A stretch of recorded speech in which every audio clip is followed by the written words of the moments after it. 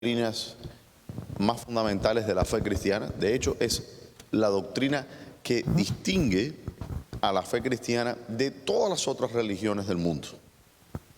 ¿Okay? Hay varias cosas que distinguen a la religión cristiana, pero el punto más central de distinción entre la fe cristiana y las otras religiones, digamos, por ejemplo, el Islam, estoy hablando de las religiones monoteístas, ¿okay? Como son el Islam, el judaísmo y obviamente la cristiandad. Y la diferencia está en que los cristianos entendemos que Dios es uno, existe un solo Dios, pero que este Dios existe en sí mismo en tres personas. Ahora, yo decir esto, yo sé que ya el cerebro enseguida se confunde, empezamos a tratar de procesar eso y no lo entendemos. En realidad es una doctrina que si le explicamos detalladamente, si se enseñase frecuentemente y detalladamente, no es tan difícil de comprender. Y estoy hablando que la doctrina no es tan difícil de comprender, porque la Trinidad en sí es imposible de comprender.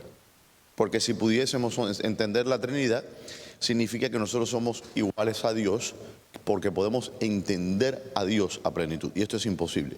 Solo Dios puede entenderse a sí mismo y comprenderse en sí mismo. De hecho, hay una cita de Agustín que dice, si comprendis non es Deus, dice, si lo comprendiéramos, Él no fuera Dios. ¿Okay? Entonces, no vamos a tratar en este estudio de comprender a Dios como podemos comprender a este proyector, o como puedo comprender una silla, o como podemos a lo mejor comprender las leyes de física del universo. No, esa no es nuestra intención, porque esto es imposible. Además, presume una gran arrogancia creer que el hombre puede comprender a Dios.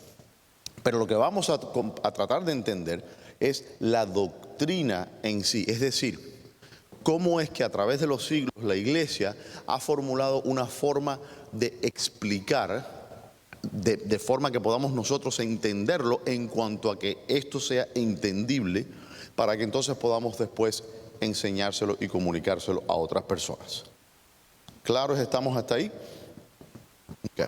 Y recuerden, como siempre les digo, la metodología mía, a mí me gusta usar el método socrático. Yo hablo, pero ustedes preguntan. Es una interacción, es un diálogo para que podamos crecer. ¿Ok? Es una clase. Salud. Bien. Y vuelvo y veo la imagen del proyector. A ver si aprieto. Ok. Entonces aquí vemos la doctrina de la Trinidad. Nótese, dicho sea de paso, estoy aprendiendo a usar esto. Que el hermano, ya estamos avanzando en las diapositivas. Ahora están más, ¿cómo se dice? Más profesionales, sí. Bueno, aquí dice, si no pueden leer, dice, en el año 325 después del Señor, el emperador Constantino convoca un concilio en la ciudad de Nicea con el fin de resolver la contienda arriana. Ok. ¿Por qué comienzo yo hablando del famoso concilio de Nicea, que fue convocado por el emperador Constantino en el siglo IV? La razón es porque lamentablemente en nuestros tiempos existen ciertos grupos heréticos, entre ellos hablando puntualmente los testigos de Jehová, que enseñan que la doctrina de la Trinidad la inventaron los católicos y que fue en el concilio de Nicea cuando se inventó esta doctrina. Y que esta doctrina deviene de nociones paganas, de trinidades paganas, como Isis, Osiris y Horus en Egipto, ¿no? Que no es una trinidad, es un trío, podemos decir así, pero no es una trinidad, porque estos no son un Dios en tres personas. En Egipto, por ejemplo, en las otras panteones paganos que vemos, son tres dioses, lo que se ven independientes uno del otro. Ok, entonces ellos proponen, estoy hablando por ejemplo de los testigos de Jehová y otros grupos, que fue en este concilio cuando se inventó la doctrina de la Trinidad. Nada es más falso que esto. Nada es más falso que esto. La doctrina de la Trinidad no pudo haber sido inventada en el Concilio de Nicea. Y hay razones históricas que me permiten a mí afirmar esto. ¿Y por qué es importante comenzar por este punto? Porque cuando nosotros presentamos nuestra fe, o si tenemos a lo mejor un familiar o un vecino, algo que sea un testigo de Jehová, y queremos hablar de este punto, que es recuerden lo que les dije al principio, es el punto que nos divide con el resto de las religiones monoteístas. ¿Okay? Los testigos de Jehová creen en un solo Dios, pero los testigos de Jehová creen que el Señor Jesús, que Cristo, el Hijo de Dios, es un ser creado, que no es Dios. Y ellos consideran una blasfemia decir que Cristo es Dios. Entonces ellos repiten, y yo lo he visto tantas veces que le digo que me da gracia, porque estoy viendo que parece que eso es el manual que tienen en su iglesia, y ellos se aprenden eso de memoria sin hacer la investigación necesaria. Se fue esto aquí. Sin hacer las investigaciones necesarias, y lo repiten sin conocer la historia. Entonces por eso empezamos aquí. Si el mundo cristiano se había dividido después de que un diácono llamado Arrio, quien según algunas historias, después de escuchar un sermón del obispo de la ciudad egipcia de Alejandría, creativamente llamado Alejandro de Alejandría, donde el obispo declaró que Dios murió en la cruz para salvarnos, Arrio arremetió diciendo que Dios es impasible, por tanto no puede morir. Así comenzó la cosa. Es decir, primero vemos en este detalle que el concepto de la Trinidad ya existía antes del Concilio de Nicea, porque precisamente por eso comienza una contienda en el siglo IV para tratar de resolver este asunto. El Concilio de Nicea no fue que el emperador convocó a los obispos, creo que fueron 218 obispos en total, hay varias listas, pero fueron 218. No fue que estos obispos fueron, a ver, vamos a inventar una doctrina de Dios. No, comenzó en Alejandría, era una metrópolis muy importante del cristianismo en aquel entonces.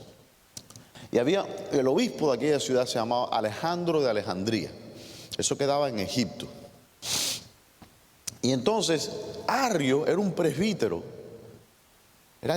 algunos dicen diácono de presbítero, y él estaba escuchando un día de Domingo de Resurrección, el pastor de esa iglesia, Alejandro, predicó un sermón diciendo que Dios había muerto en la cruz para salvarnos y que habíamos sido lavados con sangre de Dios.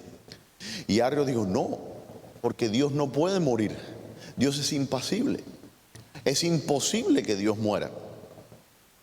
Por tanto, el que murió en la cruz no puede ser Dios. Y eso comenzó entonces el gran debate que duró siglos e hizo mucho daño a la cristiandad, a tal punto que hasta en nuestros tiempos seguimos viendo esos grupos sectarios que niegan esta doctrina como son los testigos de Jehová. Pero nótese algo interesante, es un detalle. Ya se era trinitario antes del concilio. El obispo Alejandro estaba enseñando la doctrina trinitaria, estaba enseñando que Dios murió en la cruz por nosotros. Y fue Arrio, de ahí viene la herejía arriana, el que niega que eso fuese así. ¿Ok? Eso se trató de solucionar a nivel local. Pero Arrio, como todos los herejes, son muy efectivos en propagar la mentira. Si no me cree, mire como los testigos de Jehová, lo efectivos que son en propagar las cosas que creen, repartiendo panfletos, etc. Cuántas iglesias de herejes están abarrotadas donde no se enseña la sana doctrina. Entonces se enseñan enseñanzas de hombre y se repiten y se pasan panfletos y no escritura, no palabra de Dios. Bien, entonces él hizo un buen trabajo repartiendo su material y su crítica en contra de lo que los cristianos, de la ortodoxia cristiana, lo que los cristianos habían creído siempre, que Cristo es Dios hecho hombre. Ok. La contienda conllevó al debate y posteriormente a siglos, se me quedó la S fuera, la contienda que conllevó al debate y posteriormente a siglos de pensamiento sobre la doctrina de la Trinidad, tuvo un origen cristológico. Es decir, que lo que impulsó el debate fue un desacuerdo sobre la naturaleza de Cristo, el Hijo de Dios. Es decir, cuando comenzó el problema o la crisis de la Trinidad, el problema comenzó ¿con qué? Con una cuestión de quién era Cristo. ¿Es Cristo Dios o no? ¿Es Cristo creado o increado? Y esto fue lo que lanzó la contienda. Por tanto, al final del estudio, mientras estemos avanzando, vamos a hablar de las diferentes herejías cristológicas que surgieron, es decir, herejías que cuestionaban o confundían lo que es la naturaleza o la esencia de quien Cristo es como Hijo de Dios. Por ahora lo que voy a hablar va a ser poniendo las bases sobre ¿cómo se llama? La doctrina de la Trinidad en sí, sin hablar necesariamente del asunto de la encarnación, ¿ok? Que es cuando la segunda persona de la Trinidad se hace hombre. Eso lo vamos a hablar después. Porque hay herejías después que, aunque habían iglesias que eran trinitarias, es decir, que creían en la Trinidad, pero tenían herejías, habían asumido herejías cristológicas en cuanto a la esencia o naturaleza de Cristo. Están interrelacionadas, obviamente, porque vemos que el conflicto lo crea o lo detona una cuestión sobre la naturaleza de Cristo. Pero son dos cosas separadas y que requieren su propio estudio. Ok, hasta aquí preguntas, hermanos. Yo no quiero, recuerden, si está confundido ahora, no va a estar menos confundido después. Y yo sé que es un tema difícil. No hay preguntas tontas, créanme. Pero espérese, deje que le llevemos el micrófono. Yo no necesito micrófono. Pastor, ¿por qué existen tantas doctrinas y cada doctrina tiene su propia cosa? Por ejemplo, ellos dicen que el bautista no es eso, que ellos son los mejores. El pentecostal dice que el mormón es esto, porque cada eso tiene su doctrina. ¿Por qué hay tantas denominaciones si siempre adoramos a un Dios? No hay dos dioses. Hay miles de denominaciones, miles de religiones. Todo el mundo habla para su religión. Es decir, la de nosotros es la mejor. El mormón es el mejor. El pentecostal. Hay confusión. ¿No? Eso, desde que eso ocurrió desde el Edén, pero más específicamente,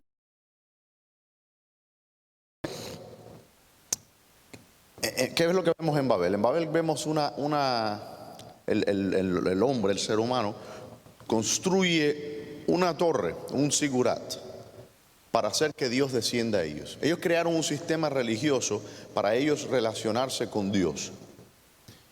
No fue Dios el que les enseñó cómo relacionarse a ellos.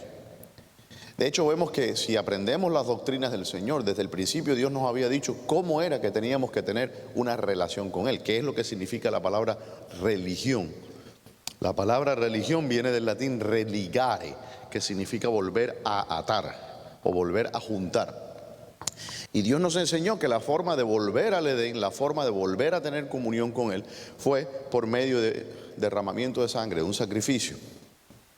Siguiendo vemos que Abel, por ejemplo, el primer crimen o el primer pecado moral del mundo fue el asesinato, cuando Caín mata a su hermano, porque el primer pecado fue un pecado espiritual, cuando el hombre desobedece a Dios y come del fruto. Pero el primer pecado moral fue el pecado de Caín matar a Abel. ¿Y por qué mata a Caín a Abel? Porque Abel había hecho un sacrificio acepto al Señor. Un sacrificio que requería el derramamiento de sangre de un cordero. Entonces ya Dios nos estaba dando las pautas de cómo tenía que seguir el proceso de salvación, o cómo teníamos que acercarnos nosotros a Él, porque Él se acercó primero a nosotros, ¿no? Entonces, por supuesto que la respuesta fácil a su pregunta es decir que Satanás es el origen de todas las falsas religiones. A mí me parece interesante, pero el hombre siempre busca algo para dividirse y para pelearse. Siempre buscamos las diferencias. Podríamos analizar aquí hasta mañana los factores psicológicos que entran en ello. Pero si estamos hablando desde el punto de vista doctrinal, yo creo que hay lugar en la iglesia para diferencias de interpretación de ciertos textos, por ejemplo. ¿Okay? Eso lo vemos más puntualmente en el libro de Apocalipsis o los libros escatológicos, que son difíciles de entender. Ahora, yo no creo que hay latitud en cuanto a entender ciertas doctrinas fundamentales de la fe. Y ahí es donde caemos. ¿Okay? Porque, por ejemplo, cuestionar la doctrina en la Trinidad expone a las personas a la perdición, a perderse eternamente. ¿Okay? Entonces estamos viendo que hay ciertas doctrinas que son necesarias y fundamentales para nuestra fe. Negar la doctrina de la salvación por gracia, por medio de la fe, expone a las personas al infierno. Pero hay iglesias que enseñan eso. Negar la inspiración divina de la palabra de Dios, aunque no es una doctrina, por lo menos no lo entendían así muchos teólogos de los primeros siglos, no es una doctrina esencial para la salvación. Es una doctrina necesaria en el sentido de que si yo no creo que esa Biblia es inspirada por Dios y que Dios la ha preservado durante los siglos, yo no voy a creer ni tomar lo que dice con la autoridad que lleva. Entonces, ¿por qué existen diferencias? Bueno, los mormones son un caso aparte, porque usted me preguntó sobre ello. Porque los mormones son el producto de un profeta, que todas sus profecías han sido demostradas falsas, un hombre que en el mejor de los casos yo le doy la generosidad y lo justifico hasta cierto punto diciendo que probablemente sufría de esquizofrenia. Si es verdad lo que él nos está diciendo que él vio, si sus visiones fueron reales, probablemente fueron producto de procesos psicóticos. Eso es uno. Si no, es un charlatán y un mentiroso. Dice la Escritura que cualquier hombre que haga una profecía que no se cumpla es un falso profeta. Y han habido cientos de profecías del tal Smith, además de que no concuerda con la historia de la Biblia. Y la razón por la que las personas caen en eso es porque ignoran la historia e ignoran la Biblia.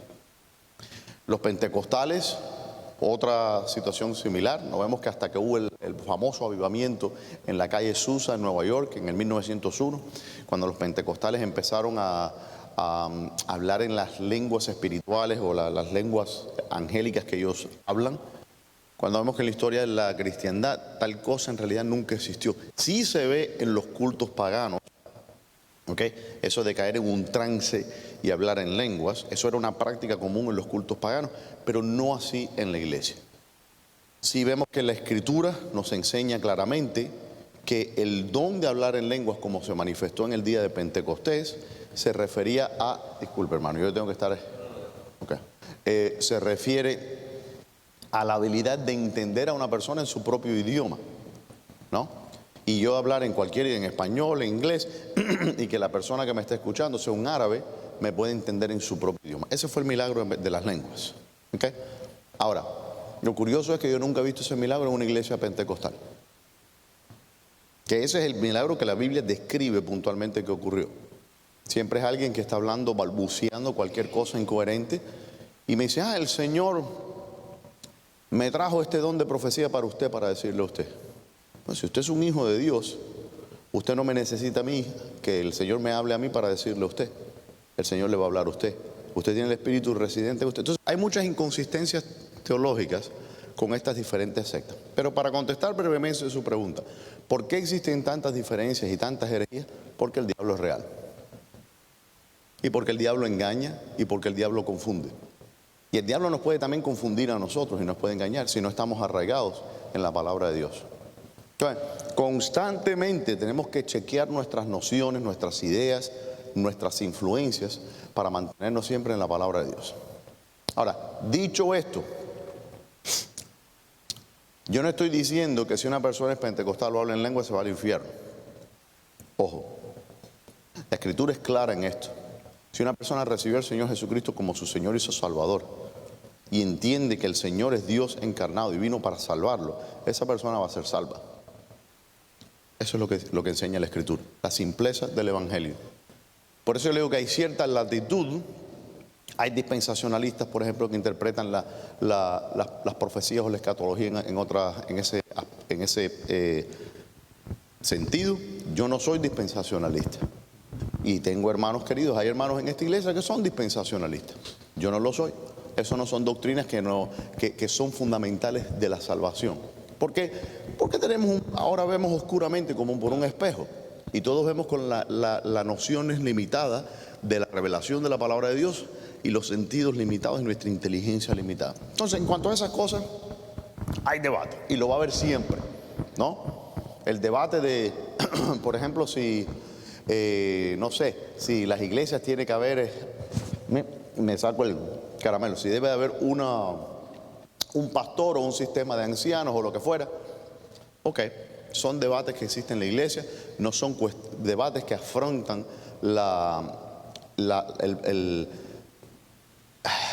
el poder de salvación, ¿no? que hay en la iglesia como ministros del Señor Jesucristo. ¿Me entiendes? Entonces, hay muchas cosas que nos dividen, pero no son necesariamente, digamos, herejías.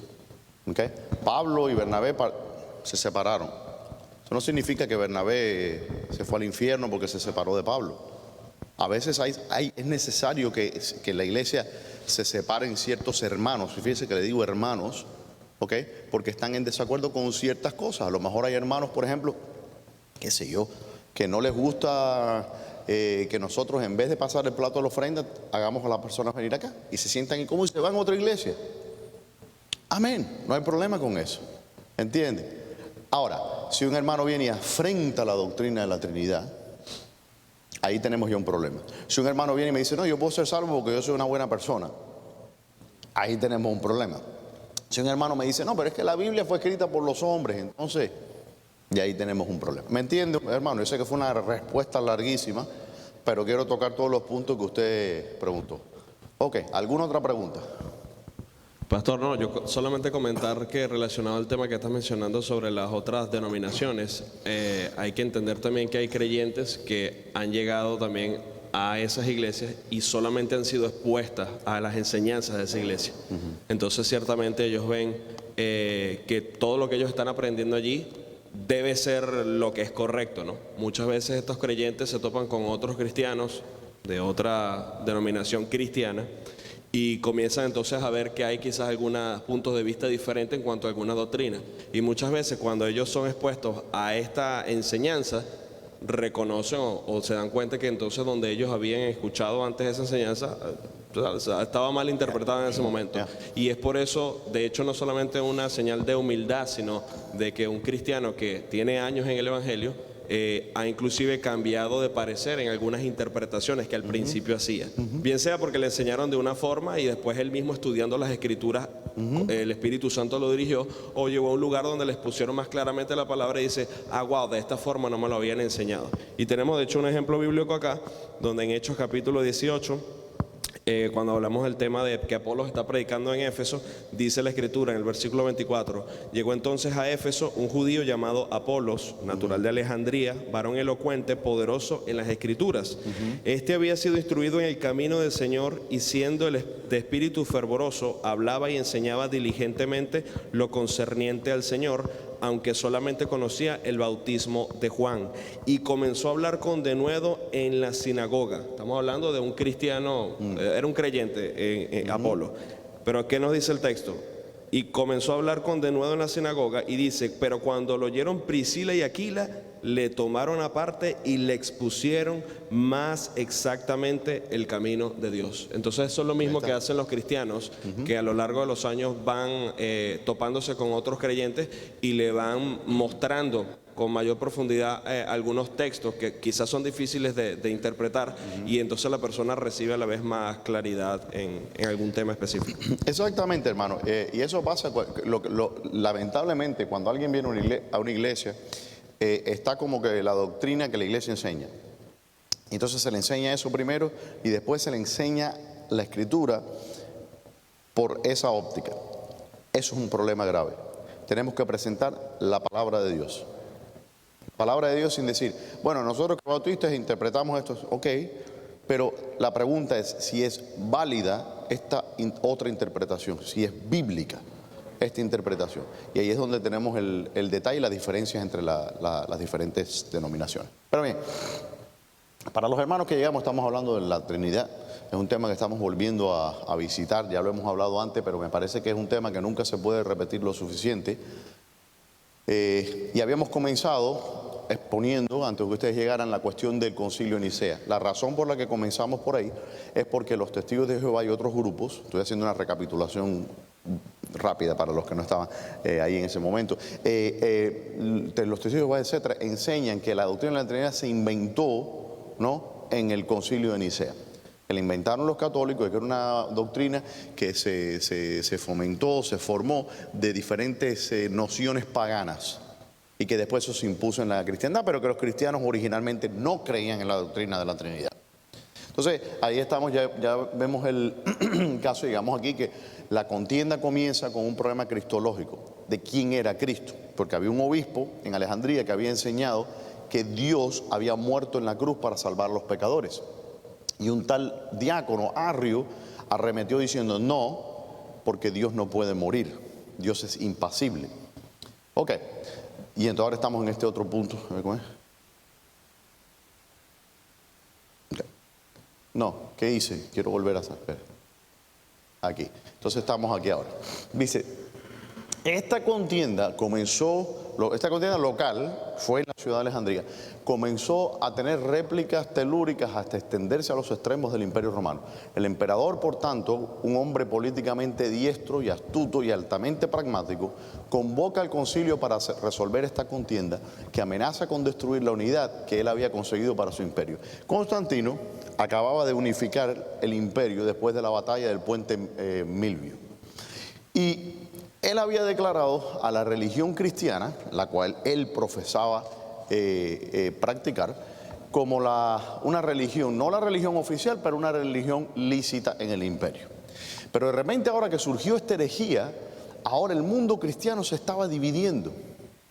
Se estaba dividiendo entre los que sostenían que Cristo, la divinidad de Cristo y del Espíritu Santo, y aquellos que la negaban y que decían que el Espíritu Santo era una fuerza, una emanación, para decirlo en el lenguaje moderno de los testigos de Jehová, la fuerza activa de Dios, lo cual es una redundancia porque no sé cuántos de ustedes han conocido una fuerza inactiva, pero bueno.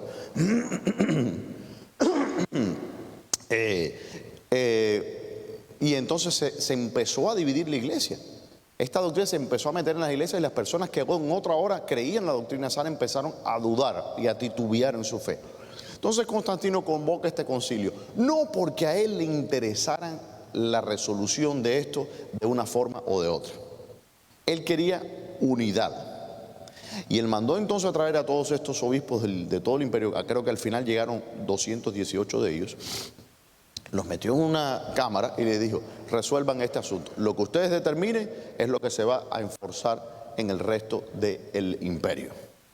Ahí vemos la mezcolanza entre la nación, el Estado y la iglesia. ¿Okay? Ahí vemos los orígenes de muchos otros males que han acaecido y que continúan acaeciendo hasta nuestro tiempo. Pero bueno, si el concilio hubiera determinado,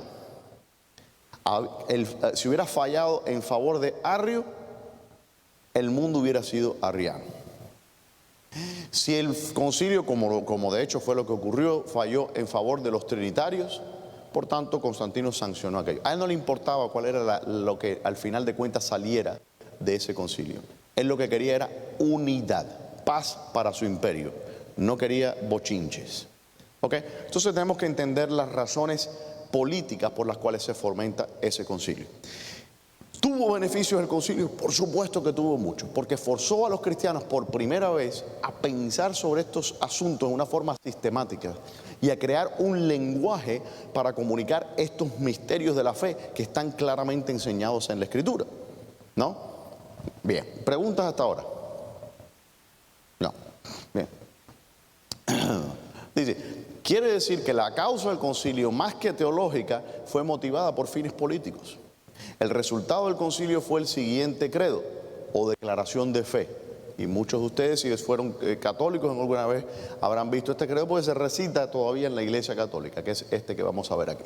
Dice, creo en un solo Dios. Esto fue lo que salió al final del concilio, esto fue lo que sacaron y lo que fue determinado, con ciertos anatemas después. Y decía, creo en un solo Dios, Padre Todopoderoso, Creador del cielo y de la tierra, de todo lo visible y lo invisible. Creo en un solo Señor Jesucristo, Hijo único de Dios, nacido del Padre ante todos los siglos. Todo lo que usted está viendo ahí son puntos que de hecho rechazaban o contrarrestaban posturas arrianas. Porque como usted puede ver aquí, dice, creemos en un solo Dios, no en dos dioses. Cristo no es un Dios separado del Padre.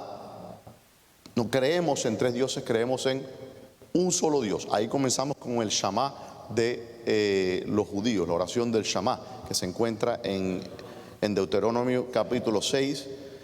Dice, Shama Israel Adonai Elohenu Adonai Echad. ¿Ok? Es que escucha, oh Israel, Jehová, el Señor Jehová es uno. Pero voy a entrar en ese detalle después un poco más. Entonces vemos que aquí dice, creo en un solo Dios. Aquí afirmamos la enseñanza, la doctrina del Shama de la Escritura. Creemos en un solo Dios. Ese Dios es creador de los cielos y la tierra, de todo lo visible y lo invisible, de los ángeles, de todo lo que existe. Dios es el origen. Creemos en un solo Señor Jesucristo, Hijo único de Dios, monógene. Y eso es una cosa súper interesante en el establecimiento de la doctrina, porque a pesar de que Dios tiene muchos hijos, a los ángeles le dice la Escritura que llegaron los hijos de Dios, ¿no? Cristo es hijo de Dios en una forma única, y eso es lo que significa monógene en griego. Quiere decir que Cristo es hijo de Dios, pero Él no es hijo de Dios como el diablo es hijo de Dios. ¿Entiende? Cristo es hijo de Dios en una forma en que ningún otro ser es hijo de Dios, porque Él es hijo de Dios como Dios mismo. Ok. Dice entonces, nacido del Padre ante todos los siglos. ¿Qué significa? No fue que hubo un momento, los arrianos decían que hubo un tiempo, y estoy citando, dice, hubo un tiempo en que el Hijo no era. Y entonces el concilio dice, no, Él es nacido del Padre, generado del Padre durante todos los siglos. Y vamos a explicar, vamos a entrar en detalles por qué esto. Dice, Dios de Dios. El Hijo es Dios de Dios. Luz de luz. Y se fue esto otra vez. Hermano, esto es bastante... Configúrelo, pues. Como decía Chávez, configúrelo. Ok. Dios verdadero de Dios verdadero. Nótese, engendrado. Y yo le estoy presentando el credo primero porque vamos a ir punto por punto para esclarecer qué significan cada una de estas cosas. Esto no fue que ellos se sentaron y escribieron eso así nomás. Cada término tiene una razón de ser y un significado. Engendrado, no creado. Porque eso es lo que enseñaba Arrio, que el Hijo fue una creación de Dios, la primera creación de Dios, que los testigos de Jehová también sostienen. De la misma naturaleza del Padre, de la misma sustancia del Padre. En el griego eso se dice homoiousios. ¿Ok? Y había un debate ahí en si era homoiousios o homoousios. Porque una cosa es parecido a o de la misma sustancia que. Y lo que se determinó que es que el Hijo es de la misma sustancia que el Padre. Es decir, que Dios es uno solo en esencia. Y cuando decimos Dios Padre, Dios Hijo y Dios Espíritu Santo, no son tres dioses que estamos declarando, sino que estamos declarando el mismo Dios tres veces. Dios es Padre, Hijo y Espíritu Santo. Ok. Dice, por quien todo fue hecho. ¿Por quién fue todo hecho? Por el Hijo, que por nosotros los hombres y por nuestra salvación bajó del cielo, y por obra del Espíritu Santo se encarnó de María, la Virgen, y se hizo hombre. ¿Quién? De Dios, que es Dios de Dios, luz de luz, Dios verdadero de Dios verdadero. Y por nuestra causa fue crucificado. Aquí se sostiene y se afirma aquel sermón que había dado en la Pascua Alejandro de Alejandría, que dijo que Dios murió en la cruz para salvarnos. ¿Pregunta hasta aquí? No, ok. En tiempos de Poncio Pilato, aquí nos da la reseña histórica, padeció y fue sepultado y resucitó al tercer día según las Escrituras. La base de todo esto es siempre ¿qué cosa? Las Escrituras, no la filosofía humana, no los pensamientos humanos, no el platonismo el cual Arrio sostenía, ¿ok? Hubo un filósofo también que se llamaba Plotino del siglo II romano, que era un neoplatonista, y él enseñaba la doctrina, era platonismo mezclado con gnosticismo, mezclaba la doctrina de las emanaciones, y él decía que el Hijo o el Logo era una emanación de Dios. Ok. Y de nuevo vendrá con gloria para juzgar a vivos y a muertos, y su reino no tendrá fin. Creo en el Espíritu Santo, Señor y dador de vida. No es una fuerza, es una persona que procede del Padre y del Hijo. Con el Padre y el Hijo recibe una misma adoración y gloria, y que habló por los profetas. Creo en la Iglesia, que es una santa, católica y apostólica. La palabra católica aquí, nótese que no está con mayúscula. Católica significa universal, ¿ok? No estamos hablando de la Iglesia de Roma. Confieso que hay un solo bautismo para perdón de los pecados y espero en la resurrección de los muertos y la vida para el futuro. Amén. Ok, eso es lo que sacaron este decreto. De hecho, sacaron varios anatemas también en el concilio. Cualquier persona que diga, y citan una frase de este hombre de Arrio, dice, hubo un tiempo en el que el Hijo no era. Cualquier persona que diga esto es anatema. Anatema, que significa es condenado al infierno eternamente. Cualquier persona que niegue la dignidad del Espíritu Santo es anatema. Hubo una lista de anatemas de las cosas que no podían decir los cristianos y no podía afirmar una persona y continuar diciendo que es cristiano. Los mormones no son cristianos. Los testigos de Jehová no son cristianos. Los pentecostales unitarios no son cristianos. Afrentan la dignidad misma de Dios.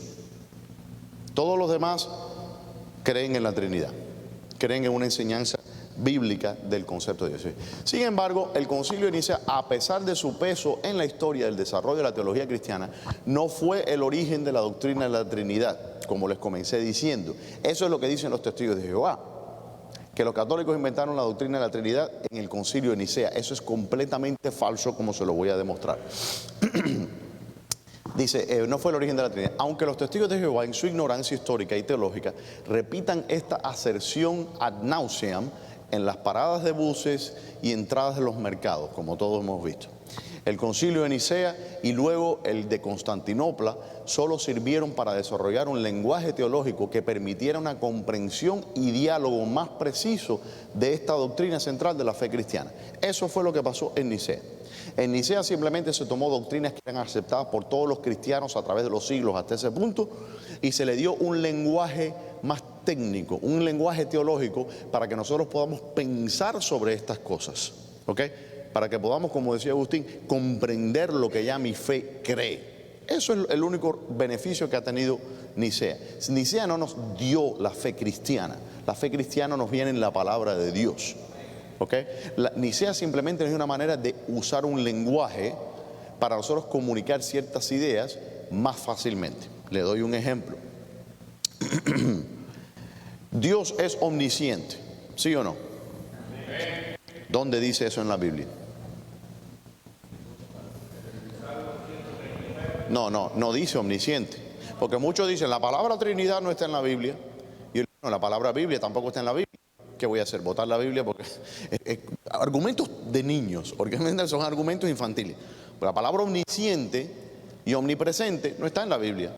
¿Significa que Dios no es omnisciente? Por supuesto, es decir, la doctrina está enseñada en la Escritura. Por supuesto que Dios es omnisciente y que es omnipresente. Pero el concepto está, lo que no tenemos es una palabra. Ahora, los teólogos se inventaron esta palabra, omnisciente, que significa todo lo sabe. ¿Por qué? Porque es más fácil que yo le diga a usted, Dios es omnisciente. Ya entiendo. Que explicarle el salmo que usted me dijo, hermano. Siento de que empezar desde Génesis para mostrarle a usted como que Dios es omnisciente.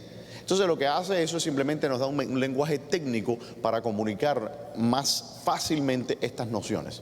Pero todos están, una estructura que está sobre el texto bíblico como fundamento y como sola evidencia. Ok, entonces eso fue lo que le damos de Nicea, fue simplemente un lenguaje más preciso para hablar de las cosas de Dios. Punto. Dice, ¿qué evidencia existe de que la doctrina de la Trinidad antecede a Nicea, si no en cuanto al lenguaje, con certeza en concepto? Veamos algunas citas de cristianos de los primeros siglos, de los siglos precedentes a Nicea.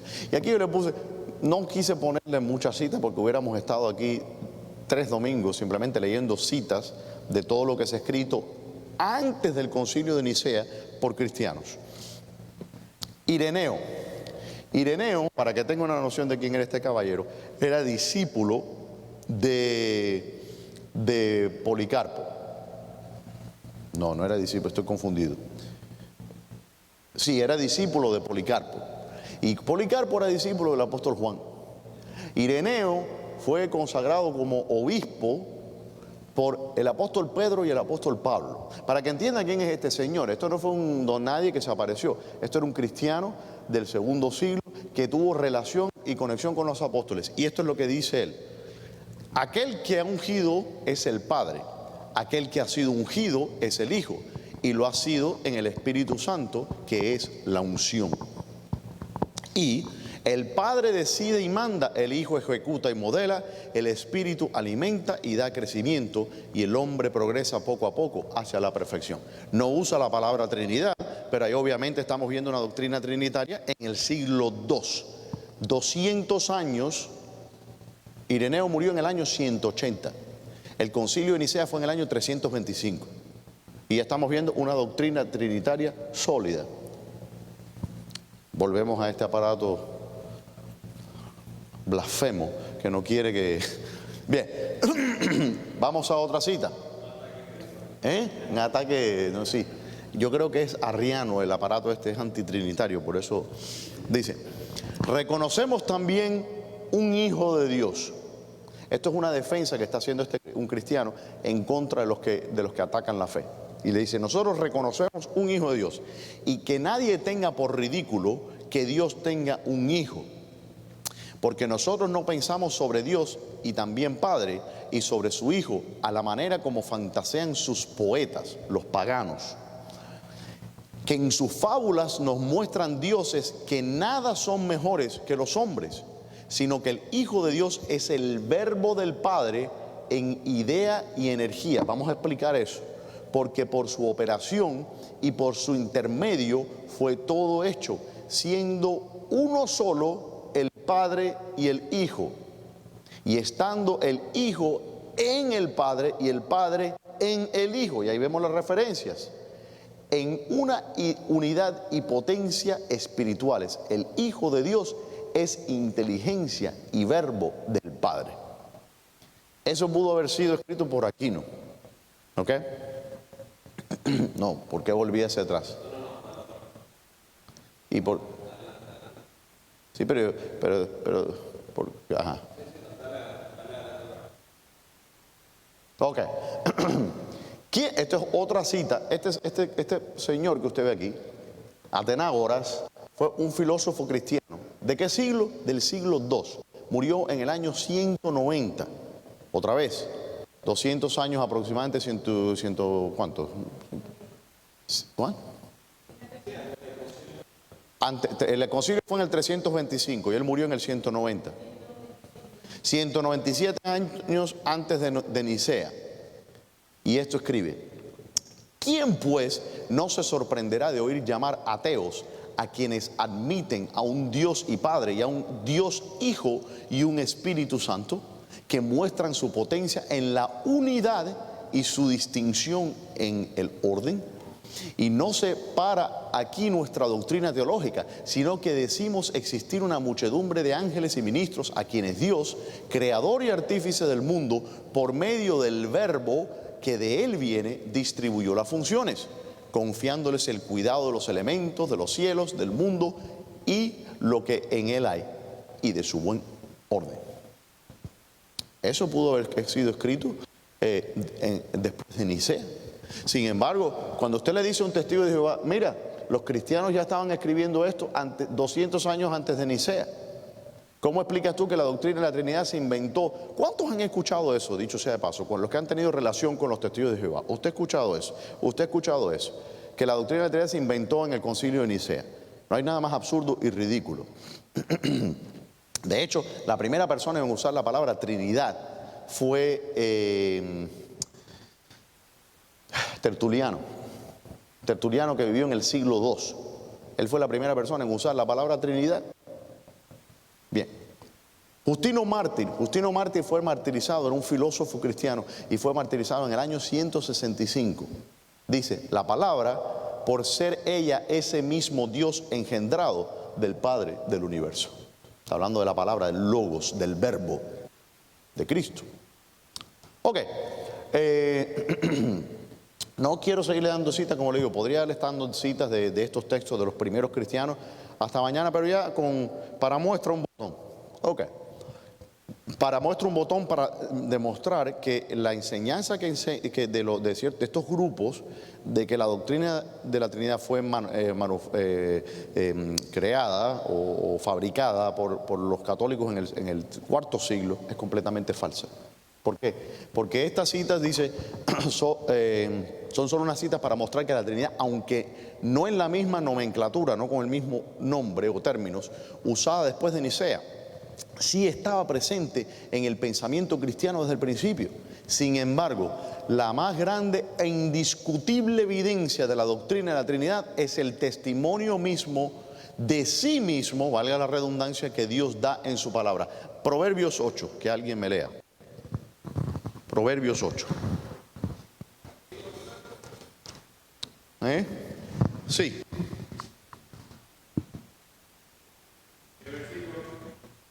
Empiece por el 1, ¿qué dice?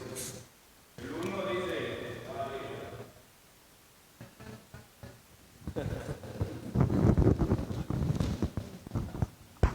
Proverbios 8:1 dice, ¿no clama la sabiduría y da la voz la inteligencia?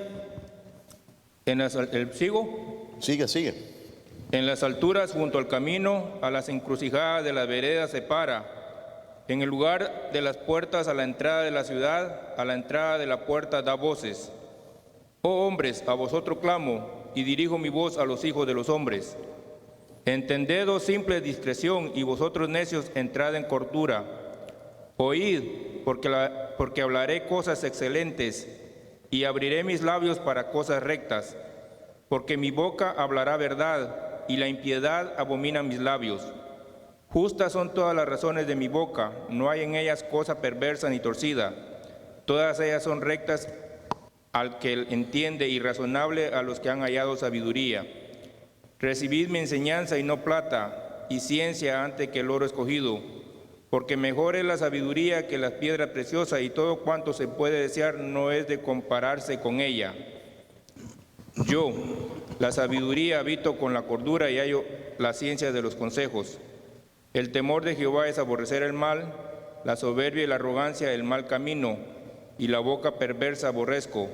Conmigo está el consejo y el juicio y el buen juicio. Yo soy la inteligencia, mío es el poder. Por mí reinan los reyes y los príncipes determinan justicia. Por mí dominan los príncipes y todos los gobernadores juzgan la tierra. Yo amo a los que me aman y hallo a los que temprano me buscan. La riqueza y la honra están conmigo, riquezas duraderas y justicia.